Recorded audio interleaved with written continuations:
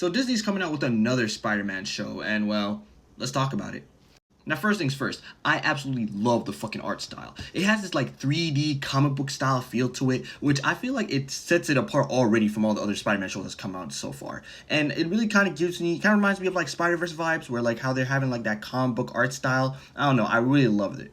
Now, the weird thing about this show is technically the setting of where it's done. So this is basically around a couple of months to, I think, under a year from when Peter first got his abilities as Spider-Man. And you really see it throughout the whole trailer, like the man still has his glasses, he's just running around with his homemade suit. Like, you could tell that this man just got his fucking spider powers. So I really think that was kind of interesting. There's not really that many medium weather shows or movies that really goes into, like, this part of Peter Parker's life. Like, I ain't gonna lie, bro. The whole time I was just trying to find when this man was gonna have his iconic red and blue type of suit. And I never saw it, bro. So I'm just like, I guess it's just gonna be a different show than the normal Spider-Man shows we've seen.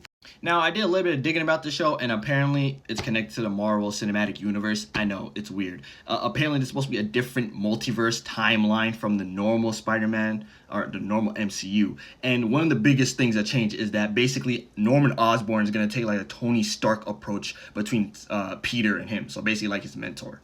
And on that fucking point, when did he start being black? What the fuck? Like, listen, bro, I get it. You had waves since the comic book eras, but I ain't gonna lie, this did catch me off guard. I was like, he's a nigga? Now, I ain't gonna lie, one of the things that caught me off guard and hyped me the most was when I saw the Future Foundation suit on here. So it was at this part of the trailer where I realized, like, this is not gonna be your standard Spider-Man show. Like, it's not gonna go through the same bumps as he gets bitten by a spider, he becomes Spider-Man, he does all that. Like, the shit we've seen years and years ago. Like, I ain't gonna lie, the Spider-Man story is kind of getting a little bit more tiresome. The multiverse concept is getting a lot more tiresome. So, seeing kind of how this show is kind of taking, like, its own liberties, changing things that's never been in the series before, I kind of feel like it's a good breath of fresh air. And, you know, I don't know, I feel like this is really one of that shows that's gonna give me, like, you know, it might be a cool watch. But yeah, I'm kind of hyped for this show. Like, I'm not expecting too much, but it's definitely gonna be a cool watch. It's coming out on the 29th, so we'll see if it holds up.